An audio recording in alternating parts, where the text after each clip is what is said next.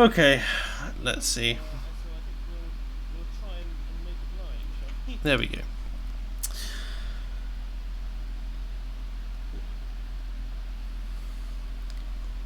Good evening, ladies and gentlemen. I apologise for our late start this evening, but we have got there. I am joined by the Britannic Britisher. Good evening, sir.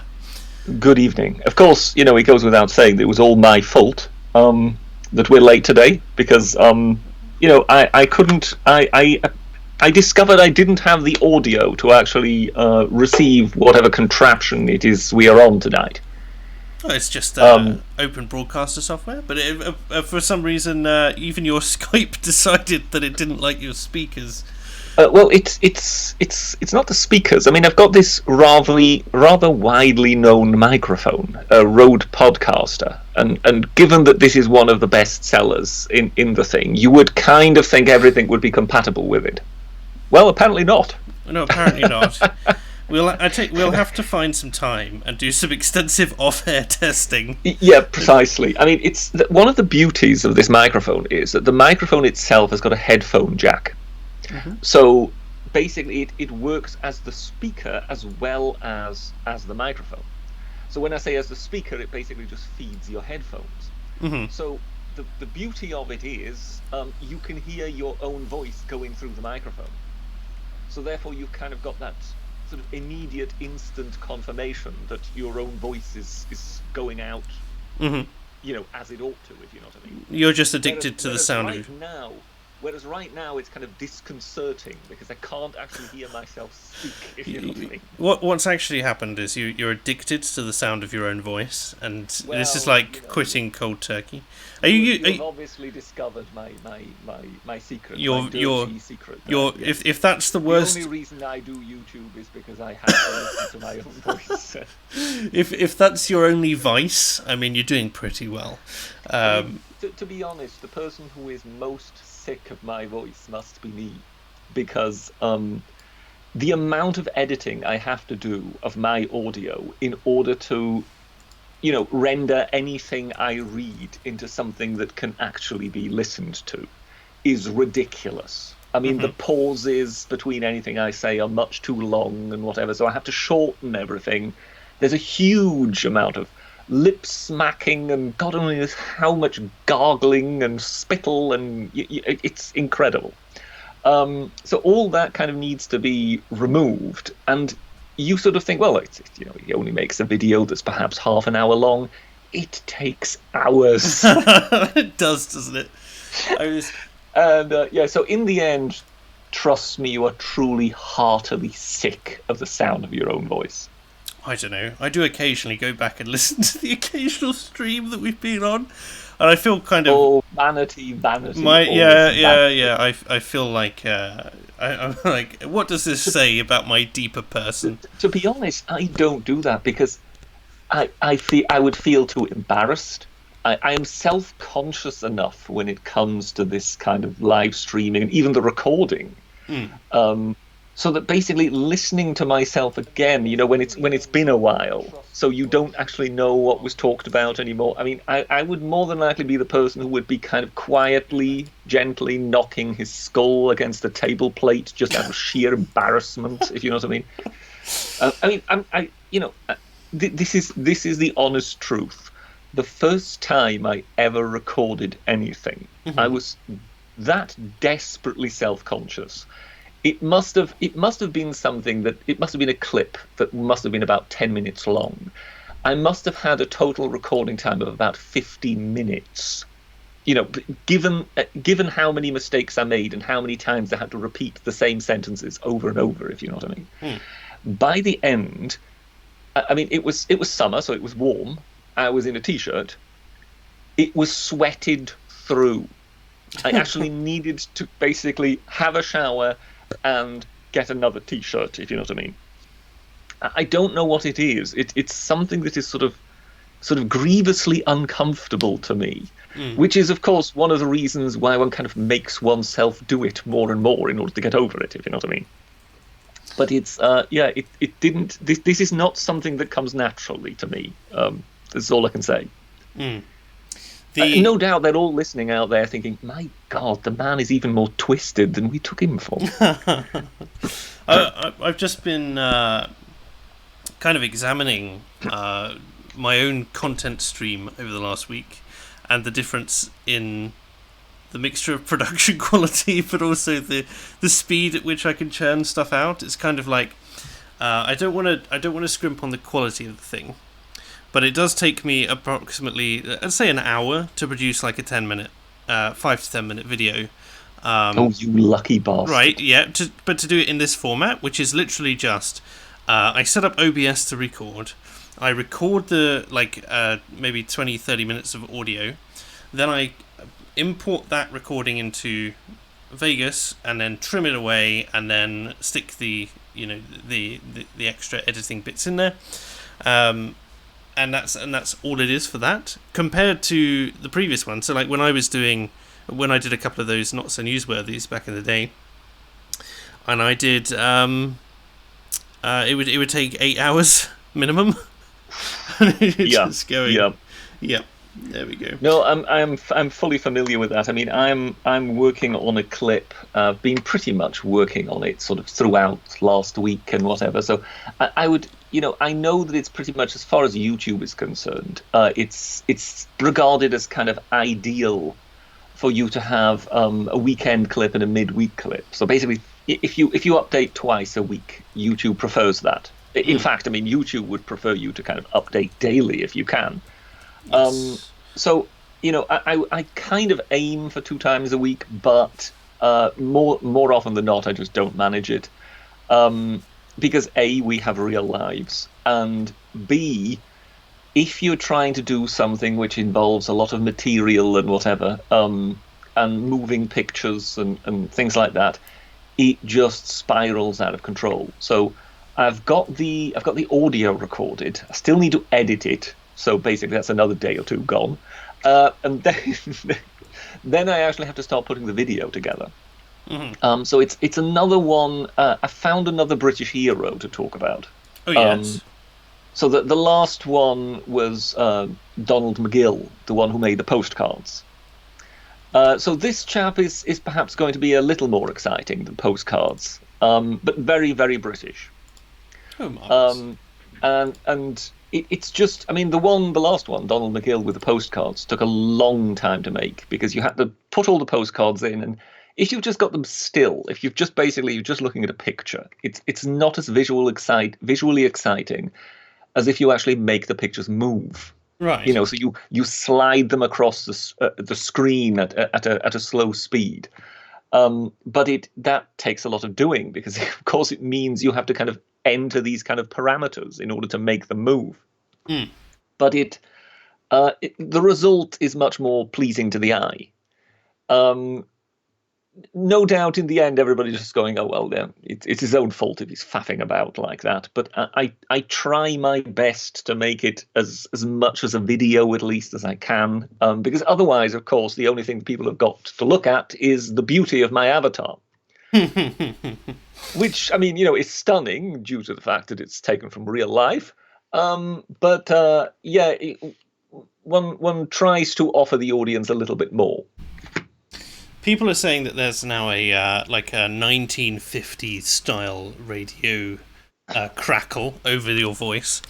Now, I don't know whether or not this 1950s style radio crackle. Which I don't know whether or not is a product of OBS. I don't know whether or not it's anything to do with the way the audio's been mixed or anything. Again, I can't wait to listen back to this stream because people have been moaning about the volume and I've been messing around with it as well. Yes, I obviously can't hear the way the microphone is picking up, because otherwise I can't hear you. You are fine. You are fine. As such, none of my settings have changed at this end. No, you're fine coming through to me. It's just a question of balance for the sliders. Unless I'm still hoarse from the amount of talking I had to do when it came to the week that was, because that was another one of those ridiculous ones where you sort of, how shall we say, you kind of goad yourself on thinking, well, I don't think I've got enough material yet. I better do another story. I'm still not sure this is enough material. I better do another story. Until eventually you've got 30 minutes worth of solid talking. Well, it was funny. So I did my last video. The reason I use OBS for people asking in the chat is because it allows me to do the camera and to do the article I'm looking at and to do the audio at the same time. But basically, I was doing this one on what was it? PJW being banned from Facebook. Yep. And like all the previous two videos had gone relatively smoothly, but this particular one, I was just going, like just long pauses in between statements, and I was like, what do I say next? And then what do I say next? And what do I say next? And so I ended up with like 15 minutes worth of raw audio that then got compressed down to 7 minutes of like in the final product, and I was like, it was a shame. I was hoping that would go closer to 10-minute ad revenue, but it was fine. I still think Alex Jones, PJW, and Milo Yiannopoulos ought to do a kind of Bond-style video, in which Alex Jones is sitting on a chair with a white cat on his lap. And then to either side, he's got, number 1 and number 2 of the Spectre organization. And they just basically look, as the clips start, Alex Jones can just basically look into the camera and go, "We meet at last, Mr. Dorsey." But anyway. No, that's just my own, twisted meanderings. I'm sorry. Carry on. Of course. People are now saying the hiss is coming from me. Yeah, I think I probably need to replace my microphone. There's not much I can do with it about it. People have been noting it, but I'll do my best to rectify that by. So what you're saying is you're that angry at PJW being banned off Facebook, you're literally hissing. Yeah, like a snake in the grass.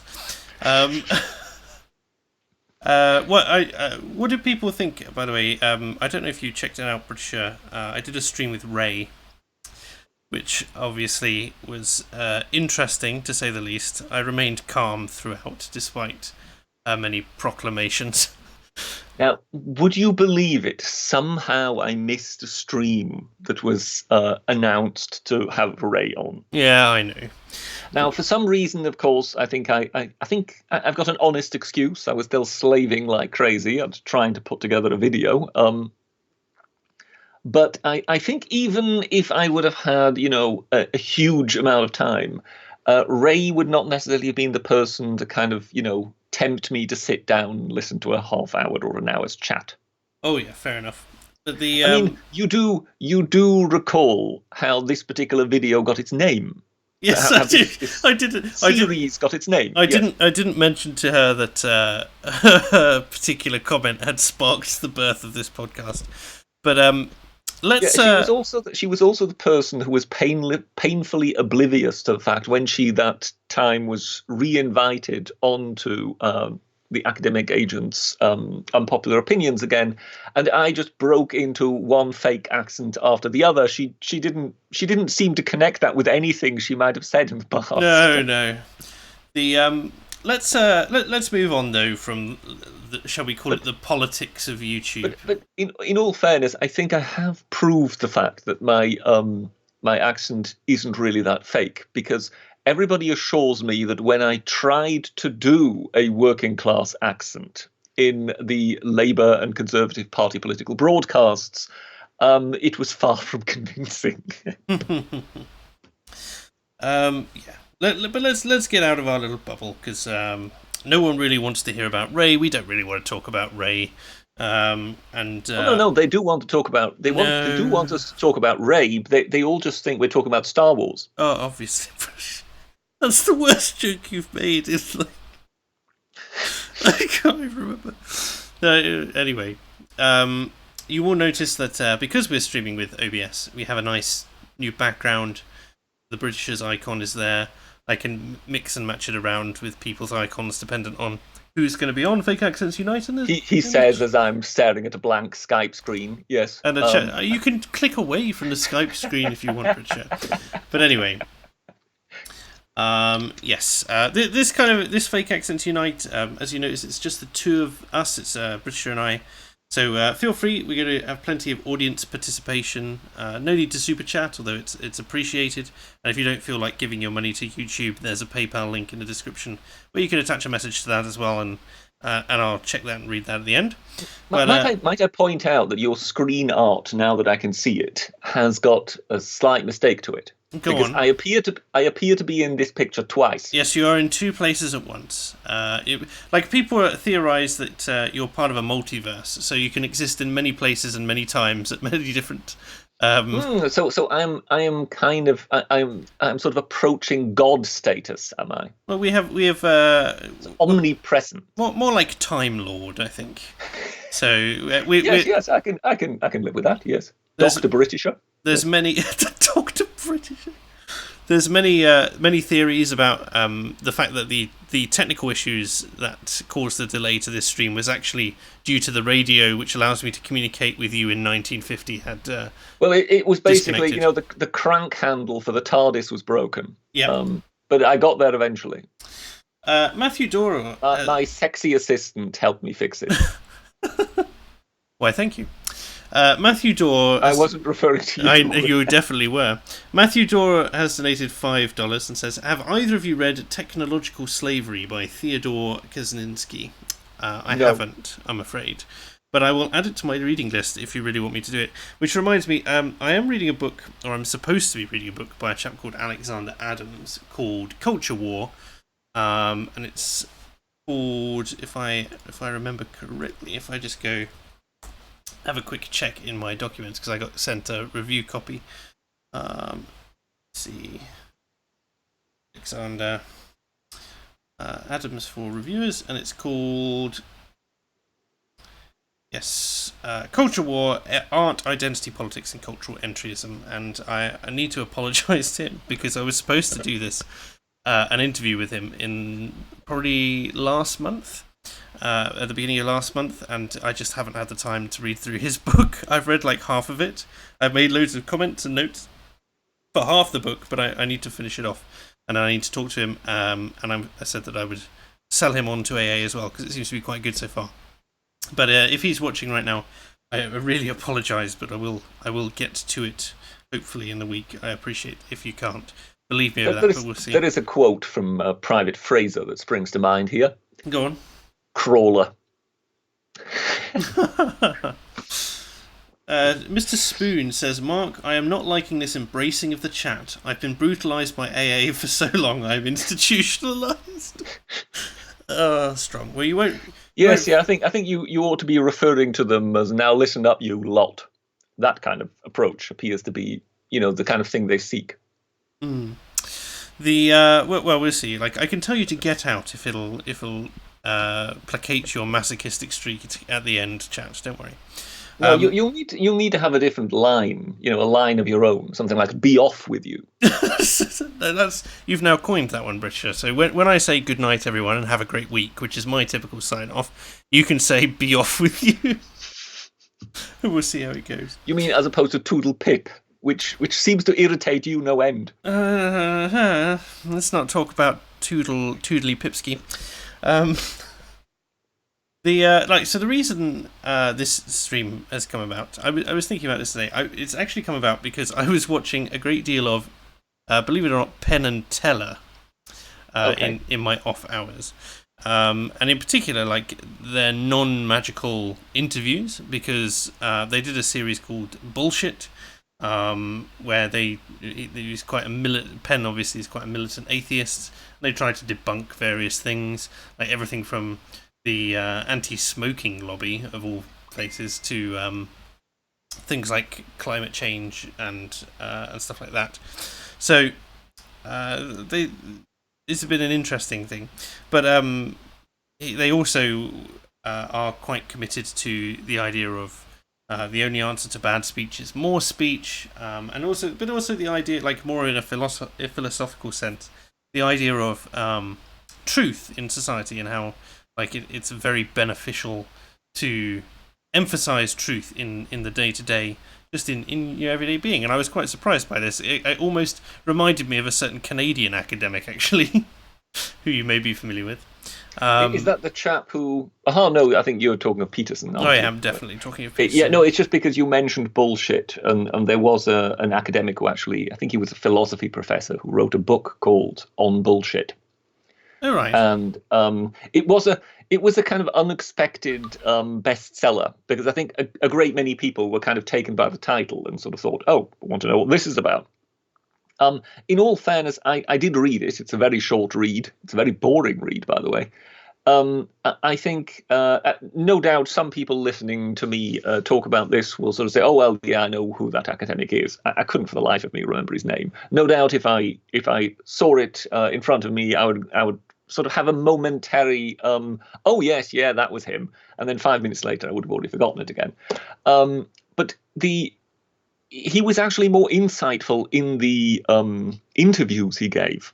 Right. Because he was going around the world, kind of because his book was doing rather well. He started going around the world and giving interviews in order to promote the book yet further, so to speak. And it was actually in those interviews that he was much more insightful, I felt, than he was in the book itself. The book itself was much more, concerned about, all this academic kerfuffle of defining this and defining that.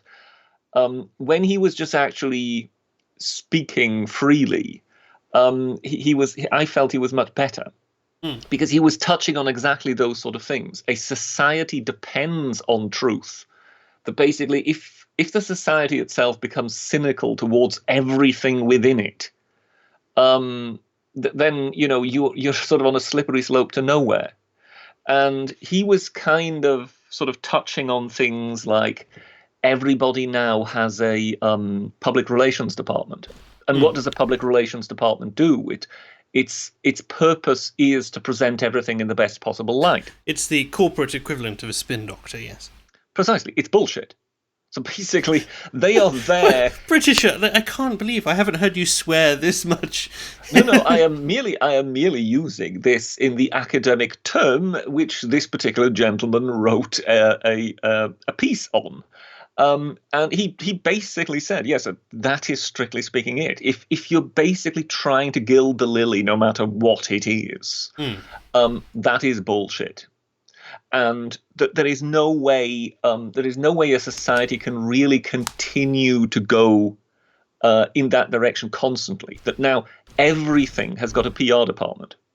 Every hospital has got a public relations spokesperson. Well, eventually, it'll be every person will need a. Why? So why? Why can they not just tell you the facts? Why do they need, if something occurs at the hospital, why do they need someone to come out and be the official spokesperson? Why does that person need to be trained in public relations? Well, do you understand what I mean? I know what you're saying, and the way I think they conceptualize it is because they don't see it as dishonesty, right? They're like, we are going to tell them the truth. However, we're going to dress it up in such a way that it does the minimal damage to our bottom line. Well, yes, but think it through. The police has a PR department. Yes. The church has a PR department. So when you start thinking of it like that, you just sort of think, okay, fine, who actually just still comes out of their front door if there's a crisis or whatever, stands at the top of the steps and gives you the unvarnished truth? And that is one of the great dangers to our society, that we are becoming ever more, as the academic agent would say, we're becoming ever more black-pilled. That basically we're beginning to disbelieve everything we hear. I wonder if it came to prominence because, like, it's clearly a successful tactic initially, right? So you get this idea that corporations, entities, governments, that sort of thing, all institute like heavy PR representation, as it were, so that they can spin things into being a more favourable light. As a result, because everyone else is being candid, they go on to dominate, because the nasty things that they're doing end up being disguised as less nasty than they are compared to their competition who are being honest. And yes, the things what that you're they're doing, saying is a world in which one side is still being run by John Major, but the other one is being run by Tony Blair. yes. And it ends up in a landslide. However, the problem with it is that, as you say, over time, it's not a long-term solution, is it? Because what actually happens is nasty things are going on, and people do become cynical when the consequences of those nasty things come to light. Not to mention the fact that these entities will take more and more risks because they're aware that they can get away with more if they have the right spin on it. So Yes. it's a difficult and slippery slope. And increasingly, they also know that no one is really listening anymore because everybody knows that it's all just nonsense. So increasingly, Yes. politicians can just basically, talk complete waffle. I mean, I don't know if you caught that with Theresa May about her having said no deal is better than a bad deal. And Yes. she stepped back from that recently by now saying that, when she said that, she was merely talking in the abstract. I want someone to come up to her and just call her a liar to her face. I think What does that that's... mean? What does that actually mean? Oh, I was talking in the abstract. What You made a coherent statement that was unequivocally, sort of, you might consider it to be, it was unequivocally genuine, as in, there was no other way to take it other than what you said. Yeah, It's almost as bad as, who was it who was saying, like, they said something recently and then they were like, oh, it was hypothetical or something to that effect. And it was the same thing where you just go, oh, it was to do with the Jussie Smollett case, right? So in the US, the DA, it turned out, was heavily connected to him. They were both members of the same organization which he ended up doing his community service at. And when she dropped the case and had the case dropped, it was obviously not due to a lack of evidence. I still don't know what's going on with that, and I think it's kind of dropped under the water. But anyway, she said she would recuse herself from the case, and because of the conflict of interest. Except she never formally recused herself from the case, and she said, "Oh, I meant it in a colloquial sense." Of course. And it was just like, what do you mean in the colloquial sense? This is the same thing. This is the same thing as making a blatant statement, So basically, something like, if A happens, I will do B. And then A happens and everybody looks to you and you say, oh, well, yes, when I said that was on a Tuesday. And you just go, that's just a complete non sequitur. It has nothing to do with what you actually have said. Mm-hmm. It in no way dismisses your actual original point. No. If you just come out and say, oh, I was talking in the abstract, well, so what? You still said it. It was still obvious what you meant. You bitch. I just, in the week that was, I kind of pointed out that this is the same person who was Home Secretary and therefore in charge of immigration. Yeah. And you may remember that for every single year running of Cameron's governments, it was claimed that they would reduce immigration to the tens of thousands. Yes, they wanted to knock it down to 30,000 or something like that. They didn't succeed in a single year. And of course, she was the person who was in charge of this, let's be clear, failure. But towards the end of that, when she was once again pressed on it, she said, well, it was never really a promise. It was more an ambition. They were never really laws. They're just guidelines. Do you understand how these people play with words? Yes, of course they do. For the same person who said that, I believe the best descriptor is slippery. Yes. Anyway, go on. For the person who said that to then, once again be standing as a centre of attention and come out and say, oh, well, yes, but at that time I was talking in the abstract. You just realise that this is just not a person that can be trusted. How this person is still Prime Minister is beyond me. But I think her days are numbered. I think she's now toast. I hope so. I mean, she flipping deserves it. After the latest developments suggest she's toast. I don't know if you caught, sort of about a week ago, a little over a week ago, there were signs of discontent by the leaders of the conservative associations around the country. and something like 70, I think, of them came out and said this woman has to go. So these are the local constituency Tory parties, which form the National Party. And they, at the time, threatened they would call an extraordinary meeting of the Conservative Party, and they demand a vote of no confidence. Just bear with, British. We've just had the stream appears to have stopped. So, as in, it's buffering, and now people are saying it's back. I can see. There we go. Back. All right. Yeah, we're back. Okay. Now we're back. Marvellous. Okay. So yes, these leaders of local constituency parties, they are they basically, over a week ago, they said, and I think there was about 70 of them, and they said she has to go, that there is absolutely no way that this can continue. So do you have to imagine this was in the run up to the local elections? Mm-hmm. They've just been slaughtered in the local elections. I think they've lost something like 1,300 councillors across the entire country. Yeah. So now it has been confirmed the meeting is going to be held. Mm-hmm. So the Tory party is going to have an extraordinary meeting called by the leaders of the local constituency Tory parties around the country. You can imagine what the mood is. You know, we know that the grassroots of the Conservative Party are very pro-Brexit. Mm-hmm. So they are absolutely livid as to what's happened. At the same time, they have now just actually paid the price of Theresa May's policies. You know, they've just said bye-bye to 1,300 of their brethren because of what Theresa May is up to, if you know what I mean. So they are absolutely furious. Now, I think it was on Saturday that Ian Duncan Smith came out and said she has to go. Yeah. Now, remember, this is a former Tory party leader coming out saying that a current Tory party leader has to go.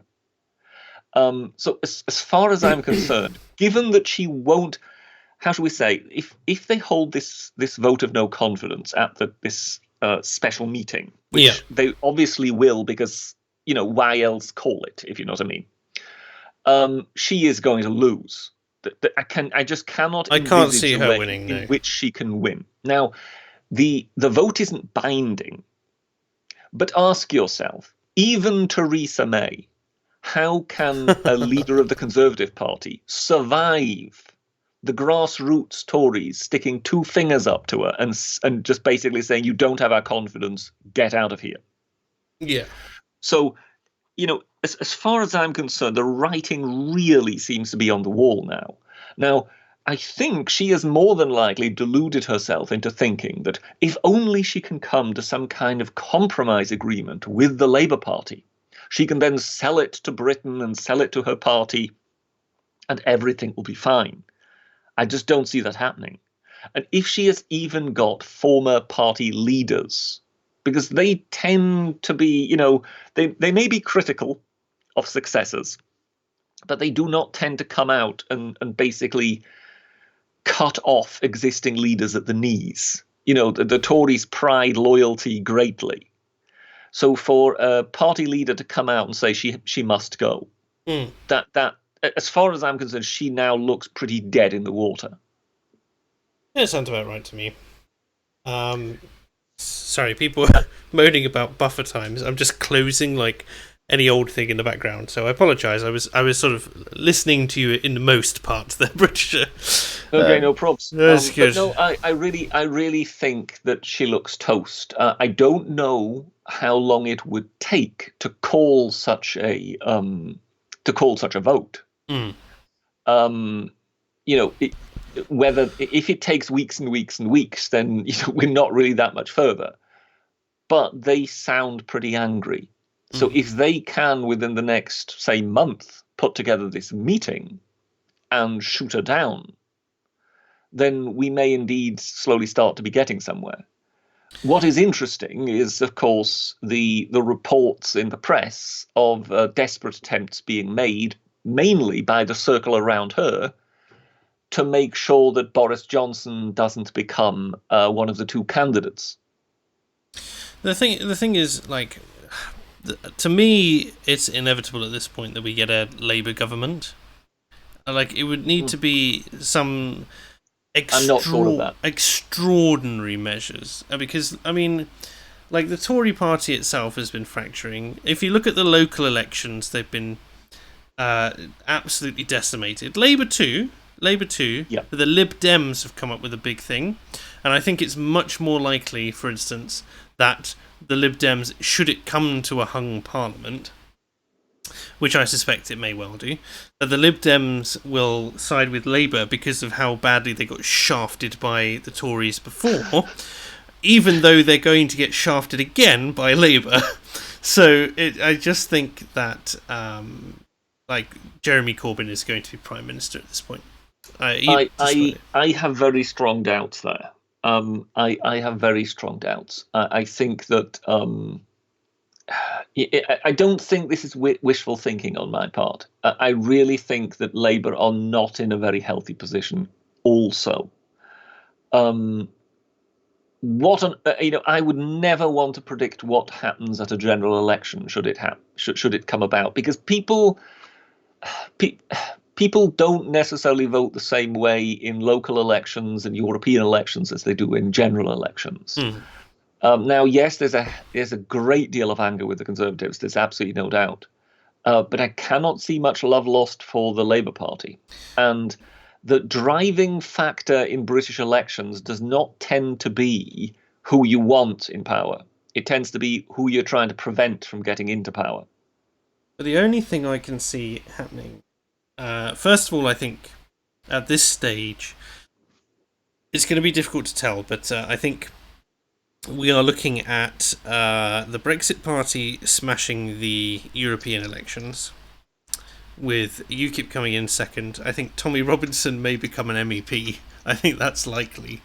And then, because according to the area he's chosen, he only needs like 7% of the vote to get a seat. But I think it's 7.6%. But the general feeling for me is like, what happens after that? Because if the question is, how is Brexit going to be fulfilled? That's the big question for the next GE. Or is it not at all? And it's things like the Labour Party has been toying with the idea of the second referendum, but they acknowledge that it'll be a vote loser, not a vote winner. Despite all the Remainers crowing that apparently Remain votes is like 61%. I think not. I think it's more that anti-No Deal and anti-Theresa May's deal is a case of that's higher than 50%. But when it comes to the GE, like, the worst thing I could imagine at this point is Farage getting into government.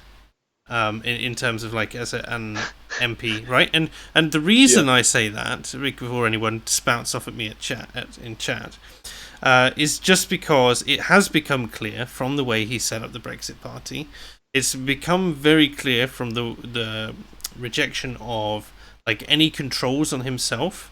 You know, he effectively has made himself a dictatorship of the Brexit Party. And I dread to think what, in aid of streamlining the lack of oversight that he would receive, should he get like a parliamentary majority, somehow, would be obscene. I just don't see how it would happen. I don't see how that couldn't go wrong at some point later on. Even if it's not something that goes wrong with him, if it's his successor, something would go wrong, because he's very averse to oversight. That's my fear. Like, as much as I think he's good for the Brexit cause, I just worry about that.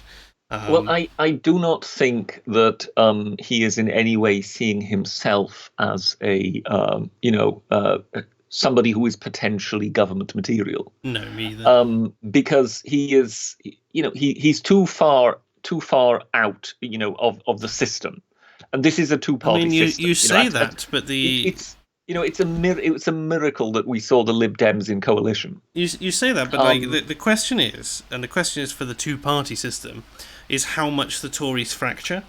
Because Labour is just doing its best to hold itself together to present equivalent of a united opposition front. It's not doing a very good job, but that's what it's trying to do. But the Tories have been effectively rent down the middle, with like people stabbing everyone else in the back, people quitting all over this particular issue, the Brexiteers not being very happy, the ERG not being very happy, Theresa May not exactly promoting a strong and stable leadership campaign. At the same time, you've got the other Tory MPs like attacking other Tory MPs. To me, it kind of screams that the party is so dishevelled and disorganised that it would not surprise me if, first of all, they fell out of like the general voting range. Like I'm not expecting them to drop down into like the tens of percents, right? I'm expecting them to drop down from where they are, which was around, what was it, 32%, something like that. I'm expecting them to drop down to 20 or lower, and that provides a platform for the other parties, or for the Liberal Democrats, or for, you know, like a strong enough populist surge behind any figure to cause some real changes in the way the government runs. And then, of course, you end up with like what you might consider to be like a change as great as when the Liberal Party fell out of favour in the 20th century. Well, you know, when it comes to Farage, I think he kind of understands that he is effectively somebody who provides pressure, because that's what's happened with the Brexit referendum. The only reason the Brexit referendum came about was because the Conservatives were feeling the pressure from UKIP. So, in a way, that is how British politics works. So, if an outside party starts gaining ground, one of the two major parties will seek to occupy that ground. Yeah, but in order to basically constantly protect its status. It may or may not be able to do that, though. Well, it always depends on, you know, who is, for example, in charge of the two major parties. I mean, right now we have got really two very disliked people, and of course the Conservatives, counterintuitively, are run by somebody who is actually a Remainer, which again doesn't help, and who has surrounded herself with prominent Remainers. The trouble is that, as Binary Surfer points out in the chat, that the Tories have always fallen back on their kind of mainstay statement, which is that they're the party of competence. And this last decade really has exposed them as not really when it comes to an awful lot of things. Yeah, because I mean, they've basically taken the most incompetent person, the least competent person they had, and made her prime minister. And so the question, is rather like, is not whether or not there's going to be an awful lot of disaffected voters who flee the Tory party, but where those voters go. So the trouble I have, and I say this as someone who I think at this point, just based on the manifesto rather than on ability to win, I'm probably likely to vote UKIP at this point. But I don't think that many people are going to flock to UKIP purely because of its history, purely because of the smear campaign going on against the current membership. I don't think the Brexit Party is going to be in any state to be a legitimate political party by that point, because it has no structures and methods in place to do that. I think the Liberal Democrats are going to see a surge because they're the classic protest vote. It's been funny actually. The Remainers have been crowing over the local elections, going like, the only party to have a clearly pro-Remain position is the one which has gained like the most seats. This is clearly support for the Remain position. Disingenuous. This is as a point to like, that's complete and utter shash, to put it bluntly. No, I agree with you. I agree with you there. Yes, that they are seen as the party to switch to. So basically, if you're a Tory voter, you will not vote. You know, most Tory voters will not be willing to vote Labour. So the Liberal Democrats are seen as some kind of, you know, halfway house. I'm prepared to vote for them then. So in quite a few constituencies, the Lib Dems are in a way if you've got a really solid Tory constituency, you will find that the second party in that constituency is actually the Lib Dems and not Labour. So, I imagine under what was it called, like the AV, the alternative vote system, they would have done remarkably well in this particular format. But yes, but then so too would the UKIP party have done remarkably well, I would assume. It's, how shall we say, I kind of understand where Nigel Farage is going with his wanting to be a tyranny rather than a democracy, because I think he has kind of concluded that there is no point in trying to build a party, because if you are the kind of party that really has only one purpose, there isn't that much point trying to do what was done with UKIP, in trying to stack as many local councils as possible with your councillors and so on, because no sooner does happen what happened with the referendum, that basically the government calls a referendum, UKIP became a party without a cause and just started plummeting. And I mean, at one point they were pretty much non-existent. Yes, well, they went down to 2.2%. Yes. Yeah. So I mean, from being the winning party that gathered something like, was it 27% or something like that at the European election, they went from that to 2%. So it gives you an idea as to, he is kind of realizing that what he is running is a glorified pressure group rather than actually a party. Well, they know that, yes. Yeah. They make the statement that they're like, we're only trending at this percentage, but we know full well that with that percentage we may not win many seats, but we can cause an awful lot of seats to be lost.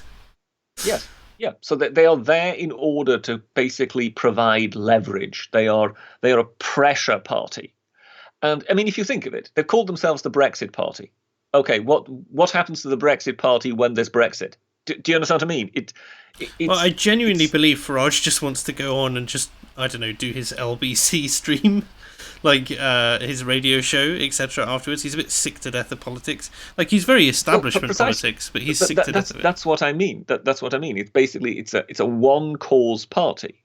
So that's why I think Farage has basically decided, look, what's the point of having an NEC? What's the point of having internal quarrels and power struggles and whatever, when in essence we are a party, an instrument created in order to actually pressure those parties who are really vying for power, because we're never going to get near power anyway. Do you understand what I mean? I truly believe that is the thinking behind it. Yep, I can understand that.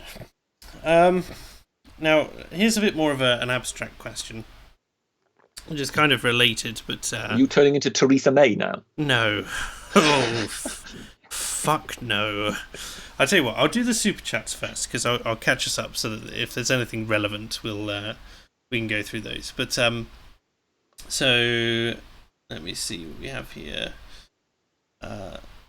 Yes, there's the last one. So Tim Cornish says, Britishers should consult with Guglielmo Marconi during his next time travel. Guglielmo Marconi? Yes. I don't know what to make of that. You don't know who that is, do you? Well, is the second one, is that a silent G? Is it Guglielmo? Guglielmo? The first Marquis of Marconi? I'm assuming that Guglielmo would be the Italian version of Guillaume, which is the French version of William. I mean, he's the guy who worked on Long Distance Radio Man. You must have heard of Marconi. The Radio Man. Yes, I mean Marconi is a name, but I mean, there will not only have been one Marconi in history. No, okay, this is fine. The book is On Bullshit by Harry G. Frankfurt, says the Harry Channel. That's the one, yes. Marvellous. We really want to have the Harry Channel on one of these days, actually. He's very knowledgeable. So we may well You may well receive a DM from me at some point, Harry. Matthew Hatch says, Carl tweeted Jess clearly in the abstract. Yes, yeah, precisely. Use that. And he has, just I basically believe. say it was just in the abstract. Oh, he already has. Fine. Brilliant. Yeah, I think so. completely support that. What else do we have? We have Silly Sailor, who says, she's looked dead for about a year. What's changed? I presume he's talking about Theresa May. There we go. And Architect of Fate says, if the UK became a US territory, you could keep your current system and obtain the American Constitution to protect your rights. Yeah, man, but that would involve becoming American. And that's just something which we British could never abide. Agree, Britisher?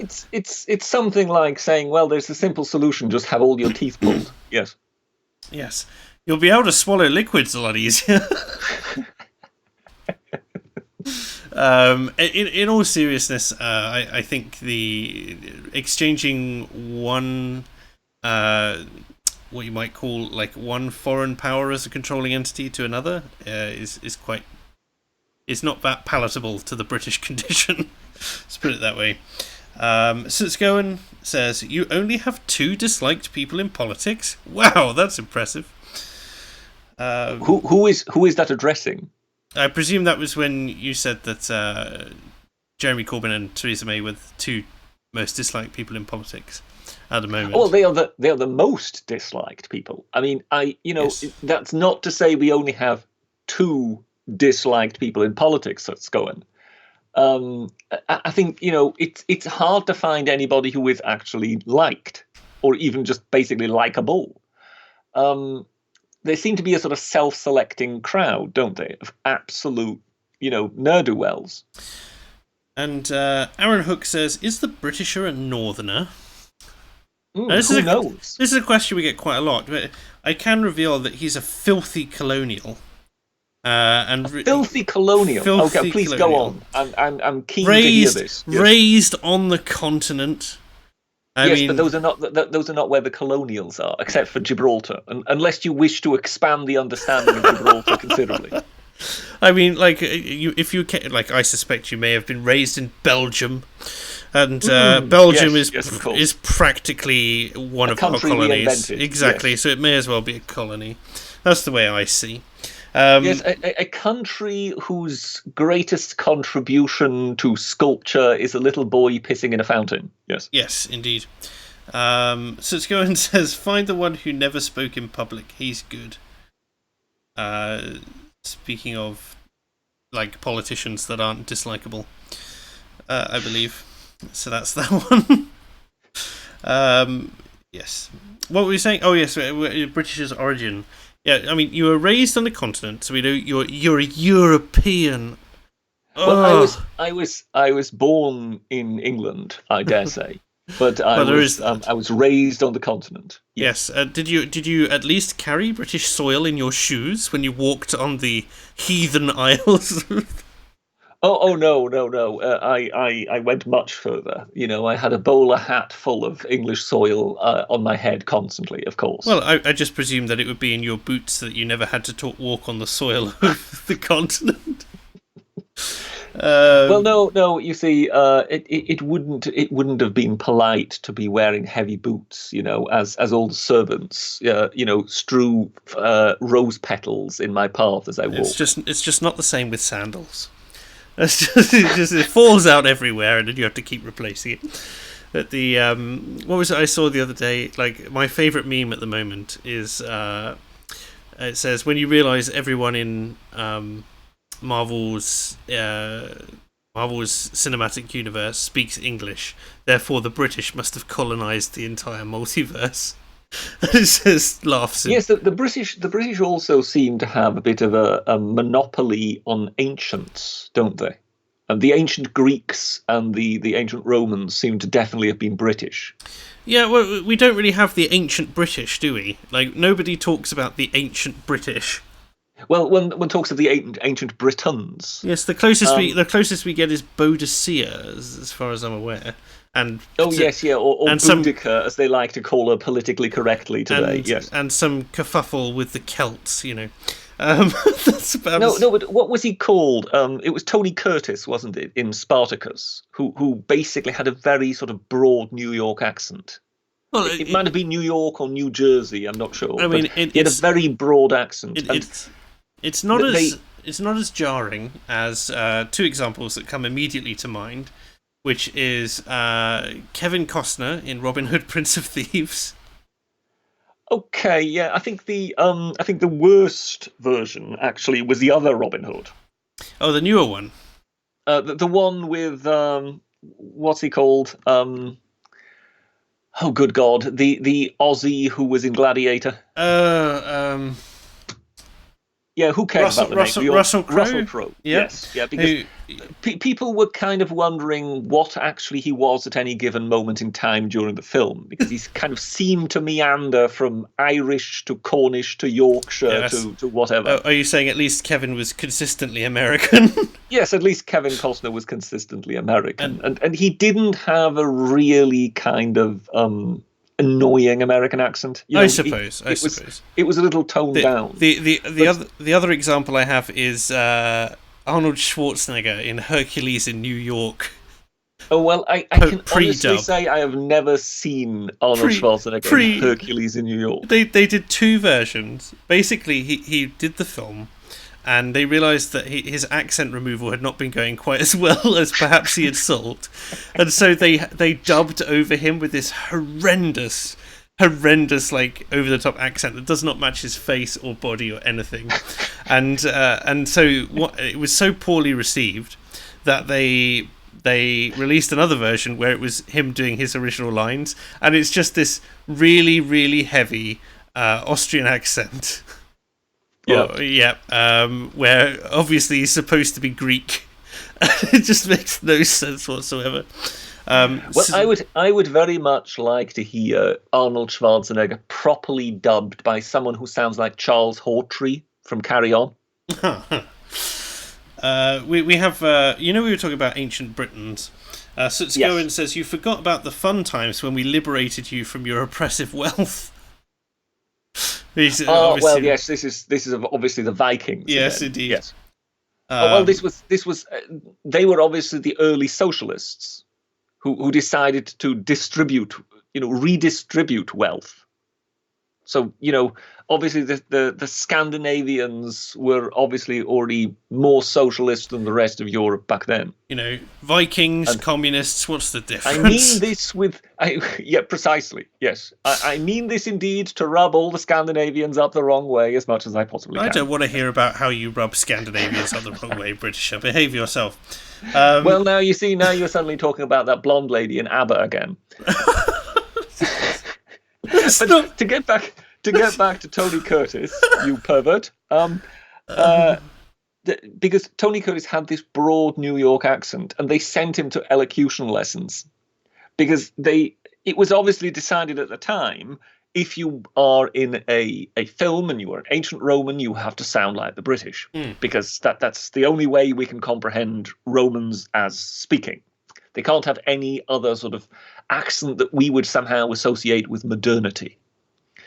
So they tried and they tried and they tried, and at times they managed him to kind of, painfully enunciate in a British way. But no sooner did they stand him in front of the cameras again and turn on the microphones, it just turned right back into broad New York again. So eventually they just gave up. Strong. I think they reduced his lines somewhat, because they decided, well, we can't have somebody sounding as if he's hailing a taxi in central Manhattan. What else do we have? Matchstick says, anywhere that the Britisher stands on the continent immediately becomes British soil. Oh, I like that. I like that idea. Yes, I can live with that. And Indeed. Sutsgoen replies, that means if Britisher goes to Denmark, it's war.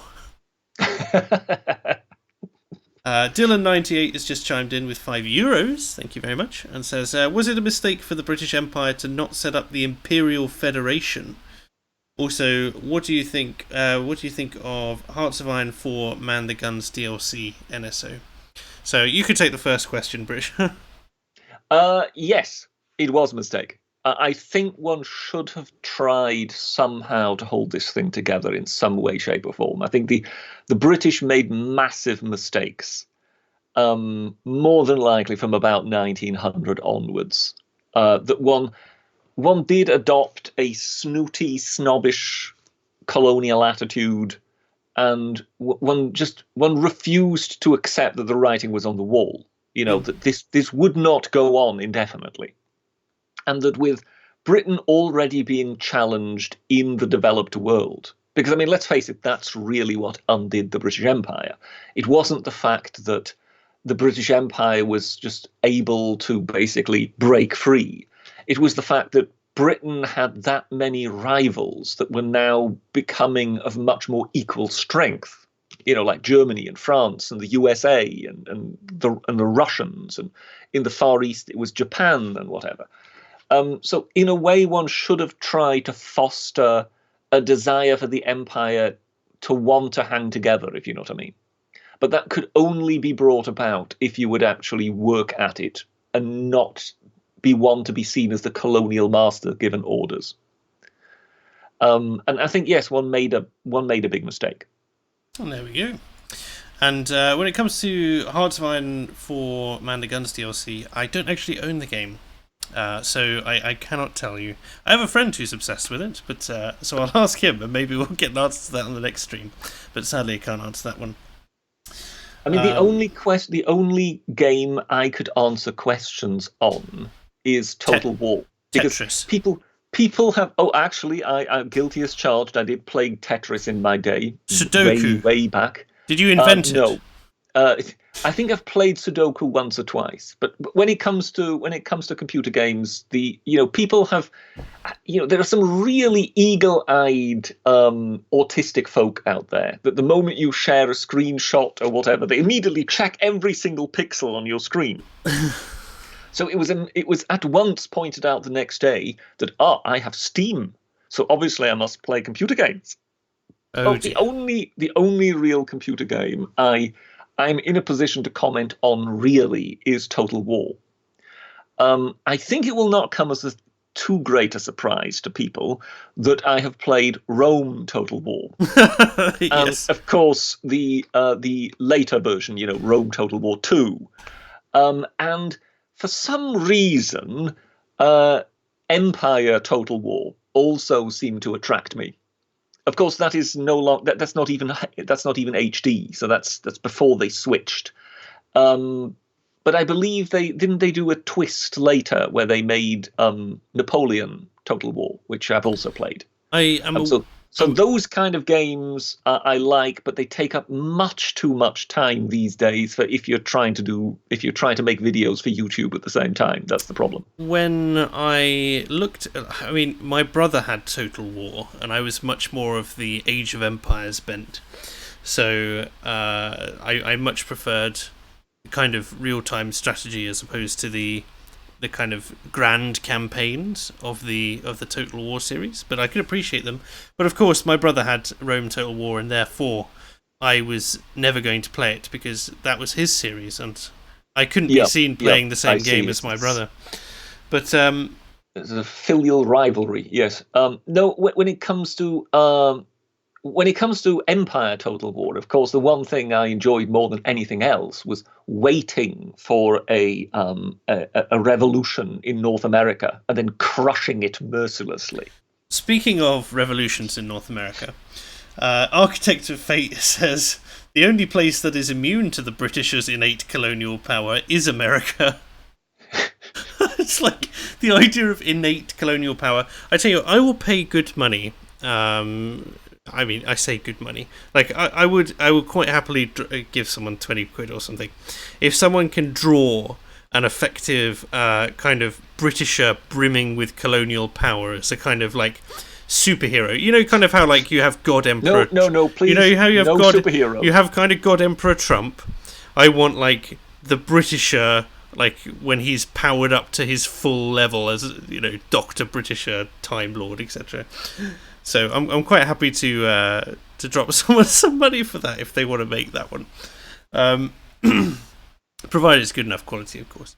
But yeah, Yeah, I The mean, sorry, go on. No, I'm trying to think where the conversation was going. If Yeah, you've got no. something to add to this, When it comes to when it comes to that question about mistakes having been made with the British Empire and so on, one of the follow-up mistakes that was made, in a way, once France and Britain were no longer able really to maintain themselves as sort of global colonial powers, was that the Americans and the Soviets, dare one say it, didn't step up.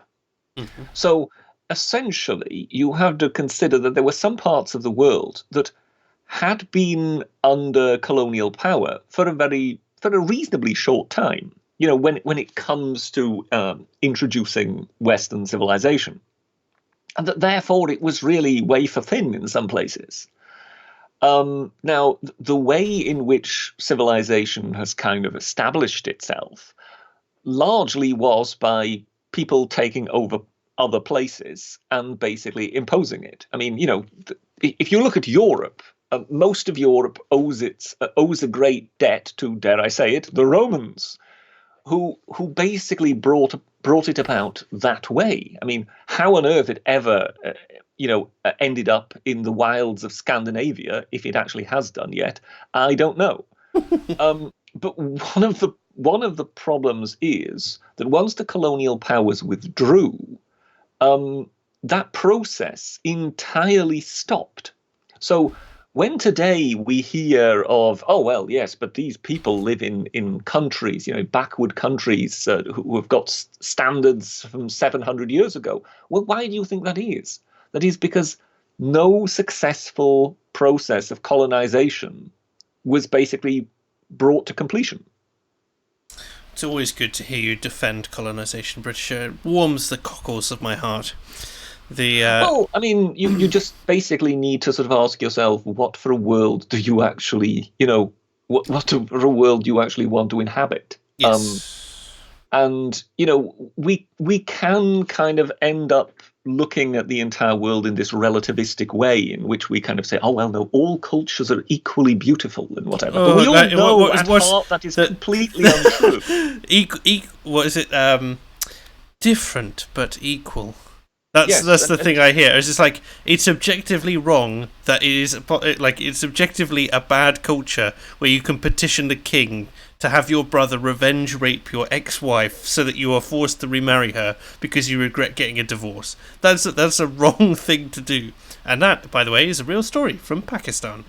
I think it's objectively it's objectively clear to say that living under a dictatorship in North Korea is a pretty nasty system to live under, and that culturally they haven't developed very far because of it. We have Lawrence Timmy, or Timmy. I don't know how to pronounce that name, but he basically asks me, do I say colonization equals progress? I would say to a certain extent, yes. I remember reading a book on, well, I know, here we go again, fall of the Roman Empire. Mm-hmm. And it was a very insightful one in which the author kind of compared sort of various sources and whatever. And one of the things he pointed to was that there was a Latin scholar in Gaul receiving letters from very highly prominent Romans and senatorial families and whatever. Mm-hmm. And he said the colonization of Gaul had been so successful that by now the experts, the global expert on their own language, was actually a Gaul who was being consulted by Romans. So that in a way showed how their culture had completely taken over. I would make the distinction probably that like colonialism was very good for its time, because like in the information age of today, like a big part of colonization, right, was also to do with you had obviously spies in other lands. You were keeping track of what the other colonial powers were doing. You then you wouldn't really know if the enemy, quote unquote, had got to another nation in a land grab until you got there, and that would take a serious amount of time. Whereas now it's kind of like everyone knows exactly what everyone's doing on an international level all the time. So the idea of like sneakily stealing away like a particular chunk of land doesn't really happen, apart from at the Georgian Russian border, which is where they literally have this kind of border that's not a border, and it's kind of like a big barbed wire fence, and the Russian and it and the moves Russian troops once in a while. yeah, the Russian troops will pick it up and move it 15 feet or so, and then like anyone who ends up, I don't know, like sleeping on the other side of it, in their house or whatever, and suddenly wakes up and finds that their house is in Russia, but the Georgian troops now won't let them pass to work their farmland, which is on the other side. You've got a farmer in a farmhouse that is now suddenly in Russia, but his farmland is still in Georgia. Yeah, yes, and that's kind of. Yeah. And it's all been registered in Georgia, and he's lived there for the past 35 years, but the border moves. Anyway. Yeah, it kind of reminds me of that. What's it called? It's a Terry Thomas film. Carlton Brown of the FO. Beautiful film. I actually did a little clip on that film once. There's a little film review. And at one point, the United Nations decides to separate the land. So they've literally got one of those kind of grass markers that you use for sports field, to kind of put a line on a football ground or a cricket pitch or something like that. So they've got a grass marker with which they're kind of rolling it across the ground in order to show the new border. And as they go past one farmer's house, they go past the house, but his outdoor toilet is now in the other nation. Oh, God. Strong. I'm just going to say, Up Yours has told you to quit shilling for the Gauls, you Belgian double agent. Well, yes, the Belgae were, of course, the bravest of all the Gauls, as per Julius Caesar. That is where Belgium got its name from. Because when the British invented that country, they had absolutely nothing to go by. I mean, what is it? It's the Flemish and the Walloons, isn't it? Who live there? Yep. So basically, they took a part of Holland and they took a part of France, and they decided to deny it to those two powers. So let's kind of form it into a new country, and what shall we call it?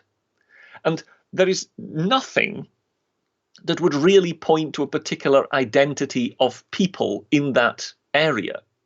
So they just basically looked back and back and back in history until they found, in Roman times, at the time of the Roman conquest, Caesar referring to the tribe that lives there as the Belgae.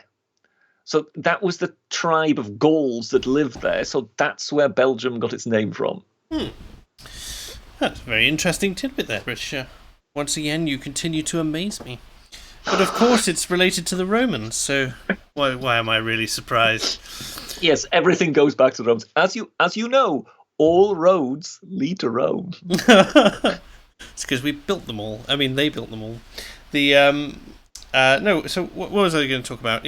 So 45 minutes ago, I planned to talk to you about like the tenability of classical liberalism as it comes to political gain. Now, I am looking for an example of a government or a political party today that has been successful whilst crusading under the banner of kind of generally more liberal, libertarian style economic principles and free speech and freedom and property rights and that sort of thing. Because I don't think that these things are things that people, if they have them, already take for granted. And if they don't have them, they seem like such minor additions to a society that they don't they're not a vote winner. And I'm struggling to see how it's possible to emphasize, like, without doing a significant amount of reading.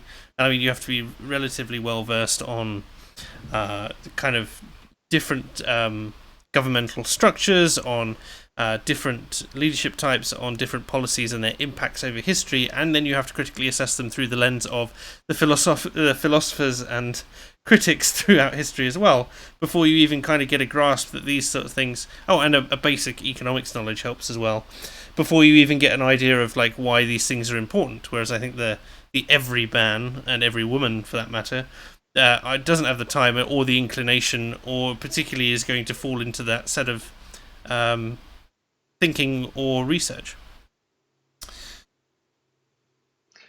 Well, first off, Sutzkowen, I completely agree. Obelix was the first original superhero. Well done. I think basically what you're saying is nobody is campaigning on a purely liberal on a the closest purely liberal agenda because it's not a vote winner. The closest we have is UKIP, and it's not doing particularly well. I am very skeptical about I know UKIP you are, and its supposed liberal agenda. It's the only party that has come out and defended its enemies for their right to speak and stuff like that. So anyway. Yeah. No, I understand what you mean. It seems to be something which is very hard to sell, and I think we're kind of in this territory of what does the academic agent always refer to, sort of revealed preferences. As in, there are the preferences that you state to be in favor of, and then there are the revealed preferences. And the question is, are people's revealed preferences actually anti-liberal? I honestly don't think they are. But I think I don't think they are, but I think they can be tricked into supporting anti-liberal policies with the belief that they are liberal. There is that, yes. But I think there is also the aspect of salesmanship. Which product is easiest to sell? And therefore, I think liberalism, therefore, is a kind of harder product to sell. I think than other things are to shift. I mean, especially when it comes to free speech, the tenet of I may disagree with what you say, but I'll fight to the death for your right to say it, is one of those things that has been forgotten in the cultural consciousness, and therefore it is very difficult to sell to the average person. Because a lot of people I know, especially people who are growing up with very little in the way of kind of traditional challenges, are the kind of people who go, well, I literally had like a group of people who told me that we should, if someone was acting like a dick to them, that was their phrasing, not mine. If someone was acting like a dick to them, they should be able to report it to the police and have that person arrested, because there's no excuse for acting like a dick in polite society. And I was just like, how can you even say that? You know what I mean? Like, just seems utterly bizarre to me, like to not realize that they may be perceived as a bit of a dick in their own thing, because they're like, well, but I'm righteous, I'm morally virtuous, right? But so you get this thing, but it's also like the naming. I mean, politicians have done this forever, right? But it's things like the Anti-Terrorism Act 2004 and the Equality Act 2010 and the Patriot Act and stuff like that. And you go, oh, what lovely names! So it's like even if we go back to her dear old Jess Phillips, right, and her movement, because you get movements as well apart from bills, like reclaim the internet. Well, first of all, that assumes that it was yours to begin with. With dear Yvette Cooper. Yes, to assume that it was hers to begin with, or that like the idea that it not being owned by anyone was kind of a part of the strength of it. But the also the idea that it sounds great, doesn't it? It's like, make it part of your internet. Make it like, it's amazing how these socialists quite often use the power of communal property anyway to incentivize people, but they will spell it out in terms as if it's actual ownership, as if it's private. So it'd be like reclaim your internet. Make sure it's like a nicer place to be. Make sure like it's sanitary. Make sure like you can talk without being talked over. That you can talk Where without being everyone abused. will feel comfortable. Everyone's going to feel comfortable, and realistically, you just find that it's the most stagnant environment in the entire world. And nobody is made to feel uncomfortable. Which is, of course, the exact same rhetoric that we're getting for safe spaces at universities. Yeah, and these ideas tend to travel. Yeah, but so you get this kind of idea, like these things which sound lovely if you read no further into them, and if you do not, like a lot of people I find are just incapable of playing the game of, like unless you guide them through it, they're incapable of playing the game of running things through to their logical conclusion, as opposed to the conclusion they want to achieve via their policy. So I don't know that people are necessarily incapable of seeing it. I think some people are completely unwilling to see it. Those are the people who are pushing it. Or rather, but I think it's not something that people do naturally. I think to when it comes to a great many other people out there who are just basically swept up in it, I think we tend to forget that most people don't spend that much time, picking over everything.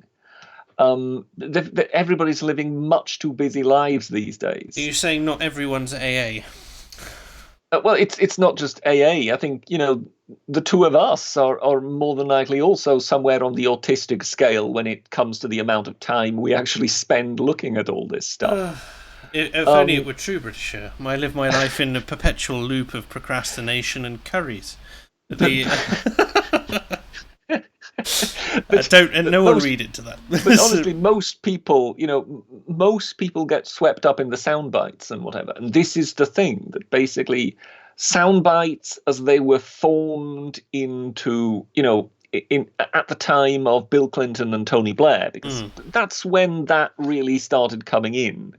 At the time, it was kind of pithy, short, snappy things to say that would help you dominate the news narrative. But they have since kind of moved on into actual soundbite policies. And when it comes to demanding that everybody be nice to everybody else, that is in a way the ultimate soundbite policy.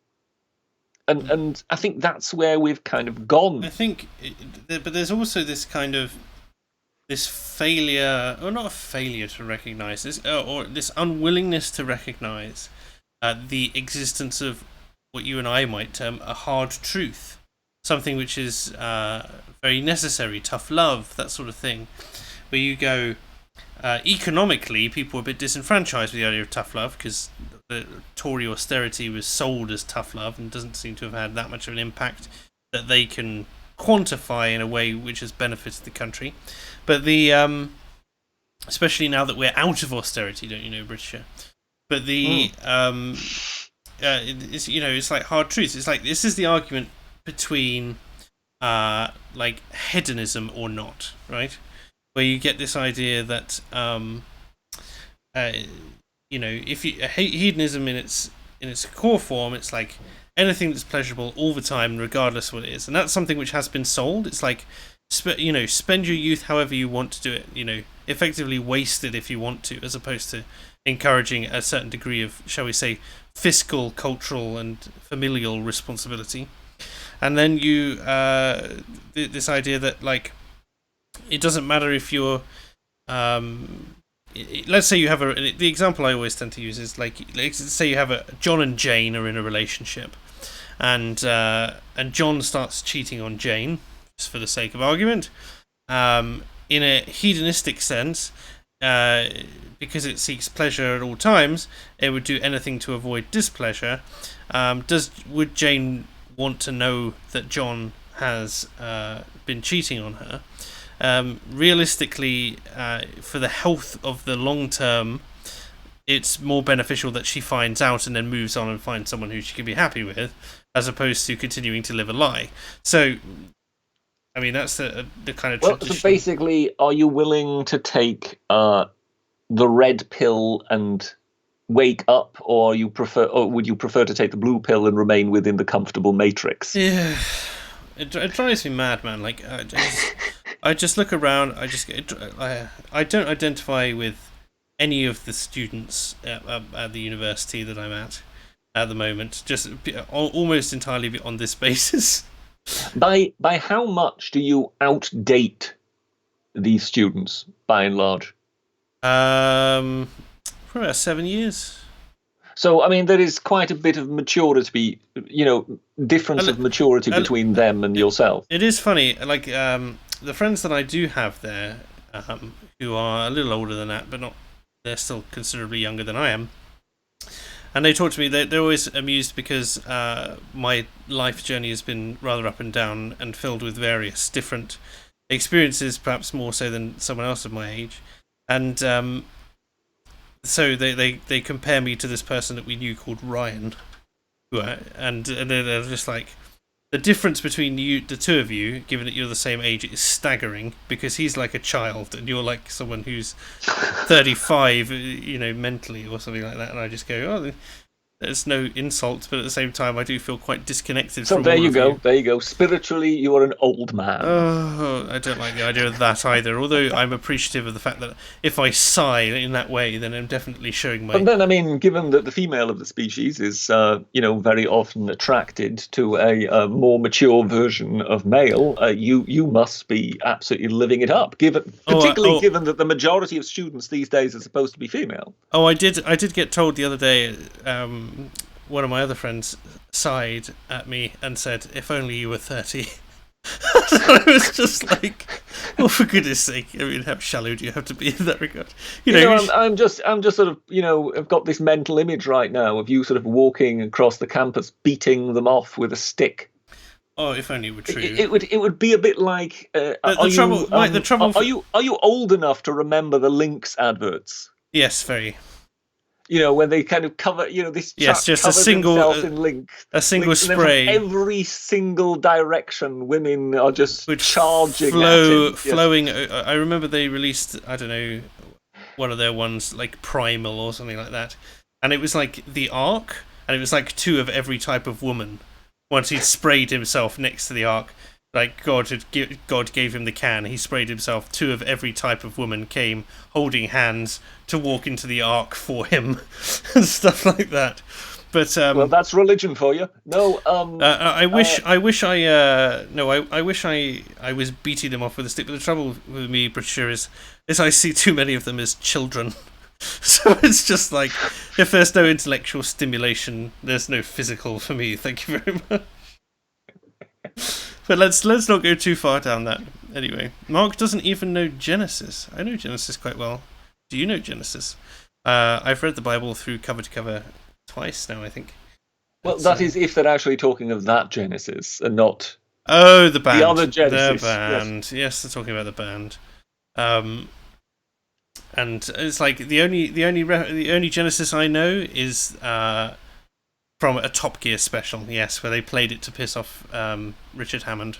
It's about as close as I get to knowing Genesis. But then I was raised on Christian rock, so it's not as if my classical it must be fantastic for you. Having been raised on Christian rock is almost ideal if you think of it. So three months ago, just consider for a moment you're raised on the equivalent of lift music. Here's the kind of stuff they would play in a supermarket, and then you are set free into the world, and no matter what it is that you actually decide to listen to, everything sounds like a revelation.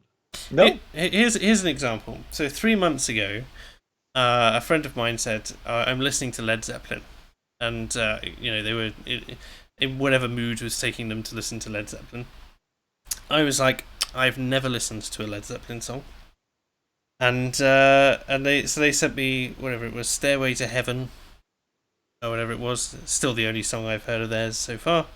And I had to listen to that, and it was enjoyable to listen to this song, which has clearly been culturally quite significant, that I'd never heard before, and got the chance to enjoy it for the first time as an adult.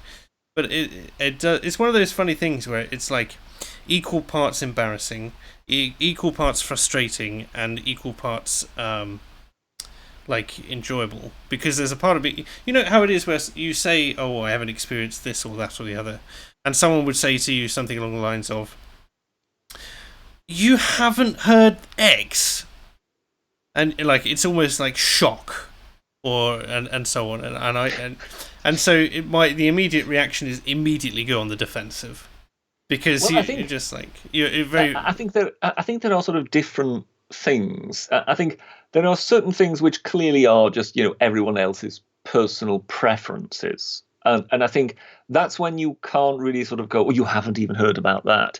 But then on the other hand side, there are sort of things that are sort of almost seen as kind of part of the common cultural dictionary, if you know what I mean. So there are sort of shared experiences that we all have that we can kind of reference. Well, yeah, I mean, it's something which I think it's lacking. When people sort of, ask you, well, have you heard Elton John? And you go, who? That's when people's jaws drop and they kind of go, you don't know who I'm talking about. At one point it was, I've never seen Star Wars and stuff like that as well, and stuff like that. Yes, that's quite a clanger. Yes, which is another. People are free to like shout out in chats like any names of any classic songs I should have known, I should have listened to, and I will either note them down or let you know that I have listened to them. Given that you're no longer under the rule of Christian rock, no, not for some years now. What actually is it that toward what kind of music do you gravitate? So it's very, like, I've always enjoyed just hunting out loads of artists which I've like no one's ever heard of, like new music from small like local bands, or I say local bands as in like local in their area. Like YouTube has been a wonderful case of being able to find a lot of wonderful music from bands which are in different places but are trying to get noticed, etc. But I enjoyed a mixture of, I tell you what I do like. I like traditional Irish and Scottish folk music. I enjoy kind of indie rock. I enjoy like electronic dance music and sort of heavier EDM. I enjoy blues and swing music, and I enjoy electro swing as well, and that sort of thing. So my current playlist is probably made up of that sort of stuff. Yeah. Do you like the kind of really sort of mainstream pop? No. I mean, may it be sort of Lady Gaga and the occasional song from the mainstream makes its way onto my playlist. Like I think I have one Republic song or something like that. One David Guetta song from way back in the day, one of his older ones, not the newest tat. But for the majority of stuff, no, I'm not a fan of pop music. I am quite, once in a while, I quite like to sort of binge on just sort of, brainless pop. I think that it has a quality, particularly, I think what I like more about it today is that it actually has got better. I know this comes as a shock to many people, but there was a kind of dark period in which popular music as we know it kind of just died. When I think it was particularly when here in Britain, the industry sort of over-focused on boy and girl bands. They kind of decided, oh, you don't need to actually produce any tracks, if you know what I mean. All you need is just some attractive people. You stick them in front of the camera, you make a video, you promote them heavily enough, and voila, you have a hit. And it really was dismal. And in all fairness, if you sort of look at today's pop stars like Lady Gaga or Bruno Mars or whatever, they have got considerably more talent than, say, the Spice Girls or Boyzone ever had. Everybody in chat, if it's not clear enough at this point, Britisher loves to dance around whilst he's doing the washing up to Taylor Swift. Oh yes, that's me. He likes to shake it off. Yes. was well I mean, timed. you cannot entirely exist on that. You do need to feed the soul with a little bit more once in a while. So my all-time favorite, the one person who was basically, God's messenger among the music world, BB King. Was BB King entirely. Yes. There's never been anybody quite that talented, I think, in popular music. One only needs to look at how many different, changes of music the man went through, and every single time he ended up at the top.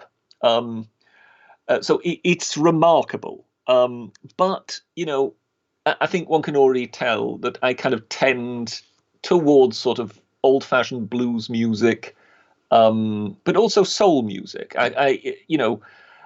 Sometimes I can also just listen to gospel. So we're getting close to Christian rock here, dare I say. Mahalia Jackson. She was, as far as I'm concerned, she is the person who killed gospel. She was too good. And everybody else who came after was effectively compared to her. So, strictly speaking, gospel has just become another version of soul music these days. And it's all her fault. But but yes, I mean, the likes of Ella Fitzgerald and things like that, I can listen to and get completely lost in. I'll tell you what I have been listening to of late, and you're going to think it's terribly corny. And if you don't know them, I'm going to literally hunt you down and beat you to death with a wet fish. But Flanders and Swan. Yes, I am familiar with them. Yes, marvelous. I listened to their entire collection the other day. So this is one gentleman on the piano and another gentleman in a wheelchair, aren't they? Yes, so they're a comedy music duo. And they originally wrote a series of animal songs that they wanted other people to sing. And nobody sang them enough, so they decided that they would incorporate them into an act and travel around, and they were very successful at the time. There's sort of a comical Gilbert and Sullivan. They were marvelous. Outfit, really, they did some fantastic stuff, constantly ribbing on one another. The animal songs are fantastic, but I really like the kind of general narrative of the shows at the drop of a hat and at the drop of another hat. Because they have this kind of story that goes along where they've been clearly doing the routine for a while. So they would talk about how, I think there's like a 7-minute segment on someone asked them to write a song about planes, about flying by air. And the whole thing climaxes in the fact that they decide that at the end they're so sick of flying that they'll write a song about the railways. And there's another one about being there's like one spiel about being a Neanderthal, like a workman Neanderthal, standing up on a platform watching the traffic go by as they build Stonehenge, and he's moaning about rowdy crowds that you get in these new modern developments and what's it going to be for and how are you going to get a roof on it and stuff like that. It's fantastic. Anyway, I enjoyed that very much. Well, I can see that the chat is definitely into talking about music here. Somebody, what is it, Strawman, aptly named, is insisting that 70s hard rock was the pinnacle. So I think we're getting a sort of a flavour of what he listens to. It's really funny. I was talking to someone the other day, and I said I really enjoyed Layla by Eric Clapton. Eric Clapton, yes. And he was just like, oh, there's a reason that they call him like the slow man or whatever, because that's nothing. Slow hand. Yes. Like compared to like the other things. I'm like, there's emotion in the song, man. Like, what they don't understand is that just playing, great guitarists are not made by just being virtuoso. I think it was BB King who actually said that it's not a matter of playing as many tones as many notes as absolutely possible. It's a matter of if you can just play the one and express what you're seeking to express with it, then play that one note. When it comes to Eric Clapton, the one thing to look out for, if you like Eric Clapton but you want to hear something different of his, was Eric Clapton Unplugged. Yes, someone's mentioned that. he did a concert for MTV. I think it began at first with their inviting Elton John. And Elton John just did something extraordinary because obviously he's a very good pianist. So they just had him with a grand piano, sitting pretty much just at his piano, surrounded by people. And he has obviously got such an incredible repertoire. He could just go through the decades and just knock one tune out after the other. And it was a rip-roaring success. I mean, MTV just repeated it again and again and again because people were constantly asking for it. So it was at that moment that MTV Unplugged as a phenomenon was kind of invented. And I think the very next person they asked might have been Eric Clapton. So obviously Eric Clapton basically chose to kind of change his songs to be adaptable for acoustic guitars, because you can't really do electric guitar solos if you've not got an electric guitar. And it was just something fabulous. And I think those two performances in particular then sparked off a desire to hear more bands play what people saw as proper music, where you're actually there with the crowd. Yeah. You're not on some grand stage and I think it lasted perhaps about a decade that, bands who had kind of hit it big were asked to basically come and do it unplugged, just on acoustic instruments. And I think after that kind of, the phase had passed, if you know what I mean. Yeah. But those two performances in particular were that powerful by Elton John and by Eric Clapton that one just wanted to see more of it. I tell you, someone else who did quite well that I've always appreciated is Billy Joel. Yes. So he's done, like, I listened to a few of his sets, and he did this funny one where he did this. Everyone knows Piano Man, and everybody wants to hear Piano Man from him. And he is sitting there on a stage, and he's talking about how he was talking with Bob Dylan about how long it takes to write a song, and obviously it's a very different period of time. He's just like, he told me he wrote this song in 20 minutes, whereas I told him that it took me 5 years. Of course, it took me closer to 15, but I never told him that. And and then he starts playing the intro to Piano Man, and he keeps like finishing the first bit of the riff and then ending and then going into another anecdote, and you could feel the tension in the audience where they're just like the rise, the swell of everyone wanting to sing along. And then suddenly he's just back into the thing, and it's just like, like after every time, and then he finally gives it to them, and it's really funny. He's literally teasing them. Yeah, it's very good. Yeah. But one of the nicest stories in that regard about writing music that I ever heard was from the drummer of the Police. So that's this 80s band, it was Sting who sort of wrote most of their tracks. And apparently they were in Jamaica somewhere on a holiday, that basically they had been sent out of the way, away from all the distractions. So the management had kind of booked them somewhere in Jamaica where they could be all on their own, and they could just kind of work on coming up with some new tracks. And they were playing around, they were not really getting anywhere. And the rest of the band kind of say, okay, look, we're going to bed. And Sting is sort of plinging around on the piano saying, yeah, you lot go to bed. I think I've got something here. Just leave me be. And the next morning they get up, they have breakfast and whatever, and they find their way into the same recording room again. And Sting is still there.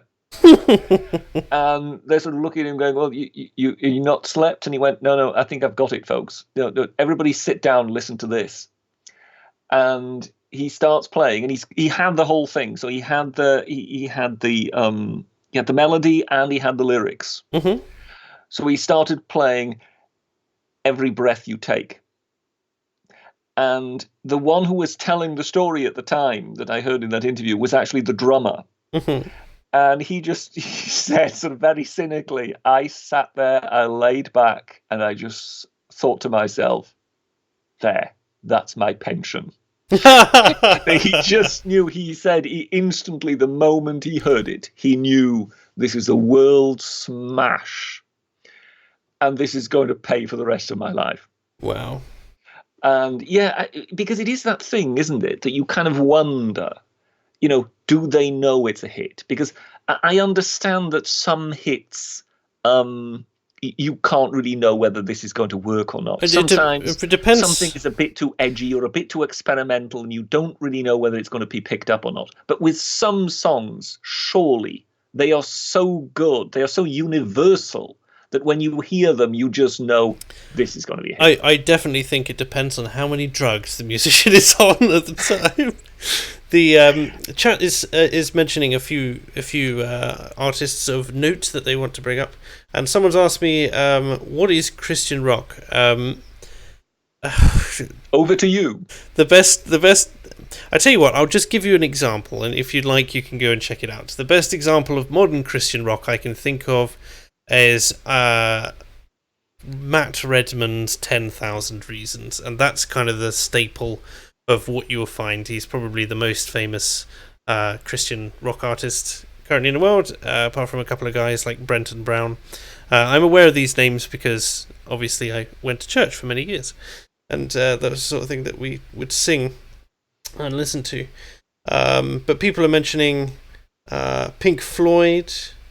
To my shame, because I hear the name Pink Floyd a lot, but I do not know the name of a single song that they've sung. But I'm aware that I've probably heard some before. Do you know any off the top of your head? I mean, Pink Floyd is one of those bands that I can sort of listen to, particularly David Gilmour, very talented guitarist and whatever. But I've never been swept away by them. I have. I know people who just rave on about them, and I just think, yeah, okay, fine, they're a decent outfit, Dark Side of the Moon and all that. As far as The Wall is concerned, I think it's overrated pap. So no doubt the chat is now going to go completely bananas. But I sort of think, yeah, some of the stuff good. But some of the other stuff also completely overrated nonsense. How about who do we have here? We have Fleetwood Mac. Now I am familiar with Fleetwood Mac, so there is that at least. I thought they were pretty good. I've enjoyed this stuff. When it comes to the art of what can you hear and know that it will be a hit. So.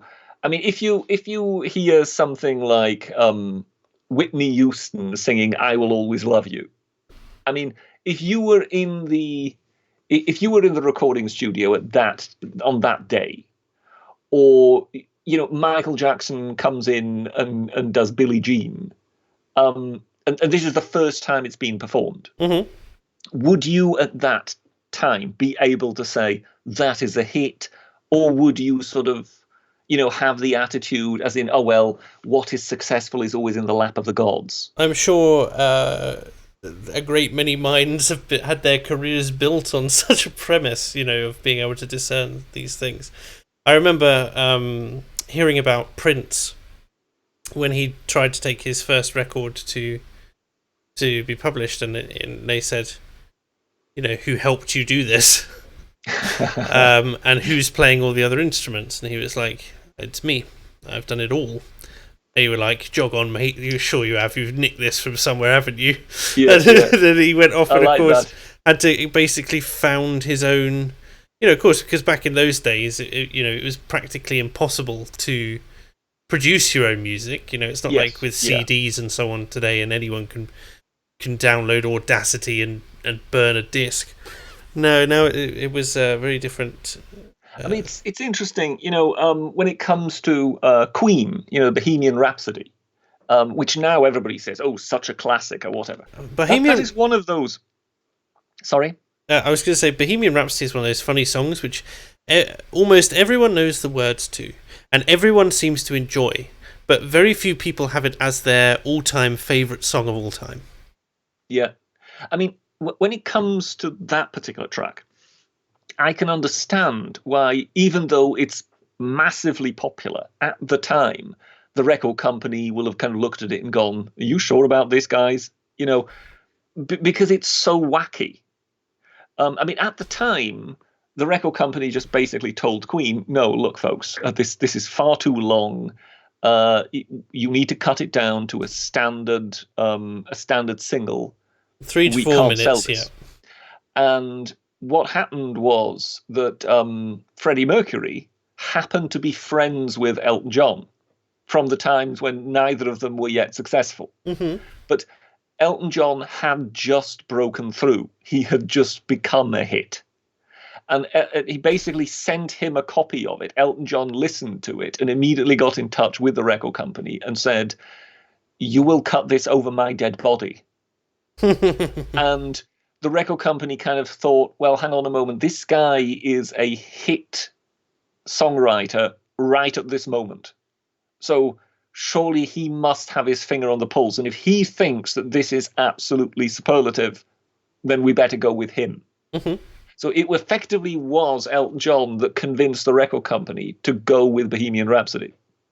That's very strong. I'm trying to think who else it was. Like, I imagine something like the Red Hot Chili Peppers was also one of those things where they, like, I know, like, it's amazing. He had such a, I can't remember his name now. The main singer.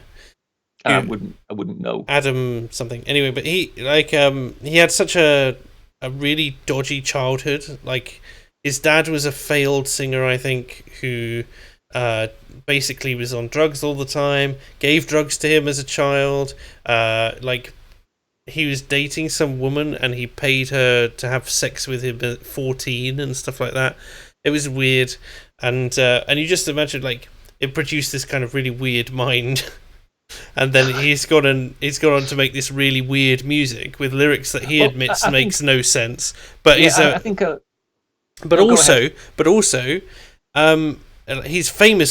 famously awful or not great live.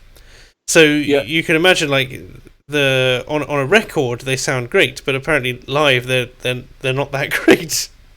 So wonder. I think with a lot of musicians, you will find that, you know, some of the best ones tend to be outsiders with broken lives, or you know, people who have had some sort of different experience and sort of bring that to it, and perhaps also are sort of more mature for their years, if you know what I mean. But it's interesting, you know, as in, how does a track actually come about, and how multi-layered can you make it? Are you familiar? I mean, surely you know this one, "Stand By Me" by Ben E. King. I'd have to hear it. It's one of those tracks that, you know, when you first to me. kind of yeah, of course. First, when you hear it, it sounds very simple, and that is, of course, the track which Ben E. King came up with. But what happened at the time was he came to the record company and said, "I've got this," and they listened to it and went, "This is a great song." But they didn't say, "Okay, fine, let's record it and go ahead with it," because they listened to it and thought, "This is a great song, and we can make it into a hit, yeah, or we can make it into something fantastic. But if you want to make it into something brilliant, then we need to take it up a notch. And for that, you need people who know more about music than you do." And Benny King's wisdom was to kind of go with them and think, okay, yeah, I think you know more about this than I do. So his basic song, "Stand By Me," is what he had come up with. But what they did is they handed him over to, I think, two Jewish chaps, I think, who had sort of written musicals and things like that. And they put in this kind of luscious string section and whatever into the song, which, you know, the first time you maybe hear it, you're not aware of it. But the more you hear it, the more you realize how much they enriched the song with the treatment they gave it. And therefore it's it is some kind of dark art as to how do these things come about.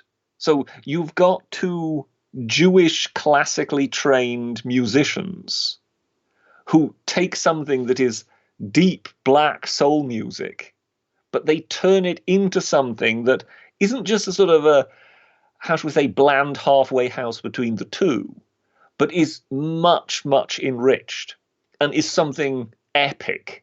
And that, let's face it, when we are long gone, in 500 years' time, there will still be people listening to Stand By Me by Benny King. There's no doubt in my mind whatsoever. If by now, if by that time we have, colonies on Mars, they will be listening to that track. Well, I know what I'm going to have to go and have a listen to immediately after this stream. And if you want to try other things, so basically here is an easy listening guide by the Britisher. Try something like Jeff Healey or Stevie Ray Vaughan. When it comes to Jeff Healey, the best way to get into him is to go for "While My Guitar Gently Weeps." I know the song. Yes, I've seen the version which had been played, like the final version where they got a load of really famous musicians together, including Prince, to play it. And I can't remember. Okay. I can't remember who it was who was playing at the time, and he got really irritated because he did a solo, and he got upstaged by Prince's solo to the point where he basically demanded on reruns, because obviously it was live the first time he did it, but on reruns he demanded they cut Prince's solo. So this was so who was this who was demanding that Prince be cut out? Let me see. He wasn't cut out, just this solo. Let me see. I mean, the story. I think I think My Guitar Gently Weeps is by the Beatles. Either that or it is George Harrison on his own. But I believe it was the Beatles. I think Eric Clapton might actually have been the fifth Beatle on that particular occasion. I remember because it was after George Harrison had died and his son was playing. Okay. And that was the big reveal, etc. So it was. I put that. Yeah, George Harrison's induction into the Rock and Roll Hall of Fame. Danny Harrison joins Prince, and let me see. Joins Prince, Tom Petty, Steve Winwood, Jeff Lynne, and more for this live performance. Yeah, that was the one. Anyway, the reason I mention why Guitar Gently Weeps is because I think Eric Clapton was brought in with the Beatles at the time to do the solo. And what is so remarkable is then to see how Jeff Healey, years later, just absolutely tears it apart. So here you have a completely blind guitarist who I think he lost his eyes to eye cancer in early childhood or whatever. So he plays with the guitar sitting on his lap, and it's one of those. It is one of those tracks where you're watching the video, going, "This cannot be possible," and it is such a shame that people like Jeff Healey, people like Stevie Ray Vaughan. They were kind of a new generation of musicians coming along that was just wiped out.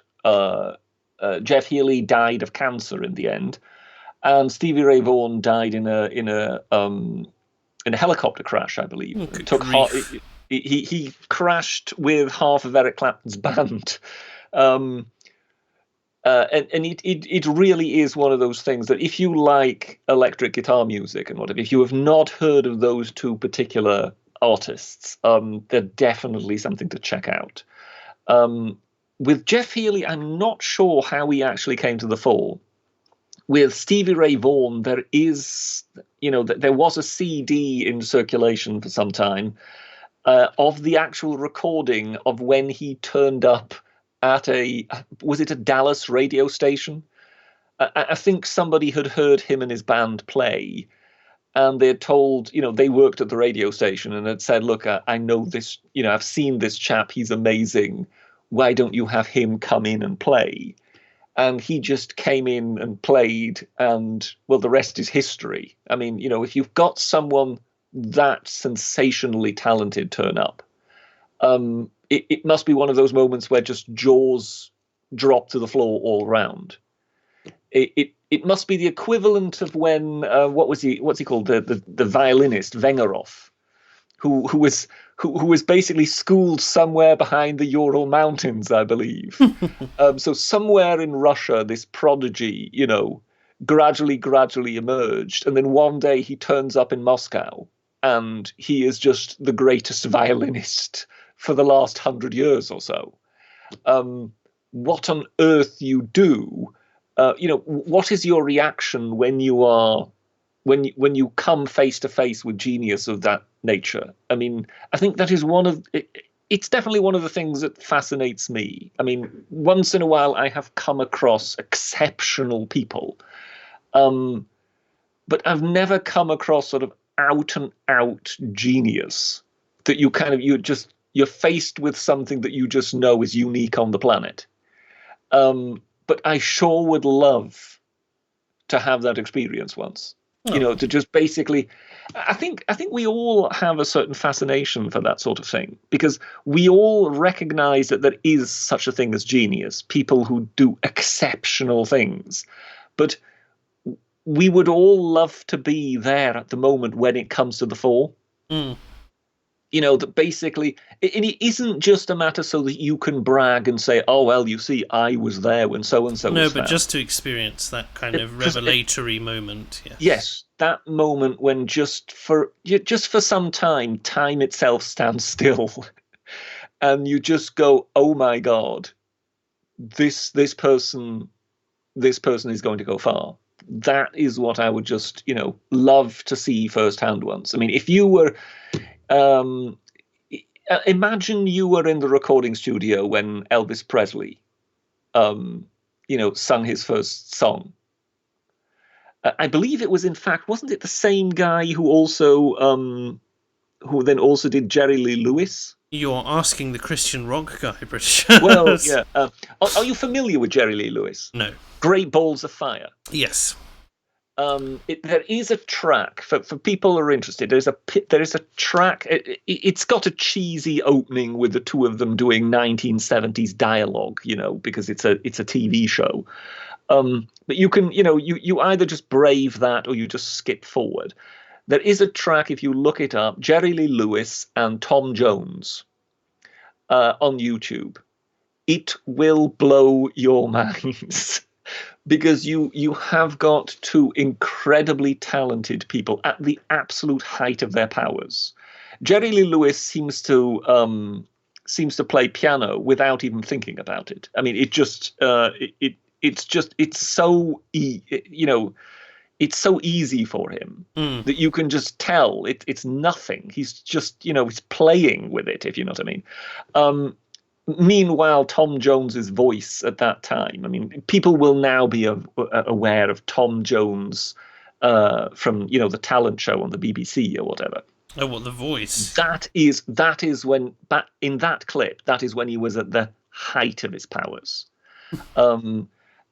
There's an interesting little anecdote about Tom Jones. The chap who wrote all the Bond tracks wrote Thunderball for Tom Jones. And the last note in that song needs to be delivered with an incredible amount of power, but it's also a very high note for a man. And Tom Jones hit that note and held it for as long as it needed to be held with all the power that needed to be delivered, and fainted. It was so hard. He fainted. Fantastic. And the composer said he always felt terrible about it, until then, somewhen later, he went to see Tom Jones, and but before he kind of got to meet him, he actually got to see him sort of perform at Las Vegas, because I think he did 3 shows a day, And there he was on stage performing Thunderball, and didn't faint, walked off. So when he finally got to meet him behind the stage, he said, "How the hell did you do it?" He said, "You haven't noticed? I lowered the song by an octave." Fantastic. And on that note, unfortunately, it is time for us to come to a close. I did miss one super chat earlier from Mighty Balzac, which says, "And did those feet in ancient times walk upon Belgium's mountains green?" Which I presume was a reference to you walking the continent Britisher. But and Belgium not being that famous for its mountains. No, or greenery for that matter. I mean, very straight and narrow forests, all on a grid pattern, as I understand it. But other than that, yes, I think that's everything. Actually, when it came to Belgium, I did actually suggest to our friend Tailed Feature, he because he's good with music. I mean, he did the opening track for Dankula, didn't he? He did, yes. I said to him once that he should do a spoof track, a kind of pro-Brexit track, because maybe you're familiar with the song "I Ain't Gonna Pay Sun City." No. Well, I mean, look it up. It's actually rap based. Would you believe it? And I thought that it could be quite humorous if he changed the lyrics to correspond with Brexit, and he would change the title to "I Ain't Gonna Pay Sprout City." Yes, because of Brussels sprouts. Fantastic. But there you go. There we are. And on that note, it is time to end. But thank you very much, everyone who tuned in, despite our technical hiccups and our late start. You've been fantastic. I hope to have another video out tomorrow. Unfortunately, I can't guarantee it, but that's the plan, and I hope you'll enjoy that. Just leave a comment down below. Let us know what you'd like us to speak about on the next Fake Accents Unite. And thank you for joining us. I've been joined by the ever-Britannic Britisher. Good evening, sir. Now be off with you. Now be off with you. And toodly pipski to everyone else. Have a great week.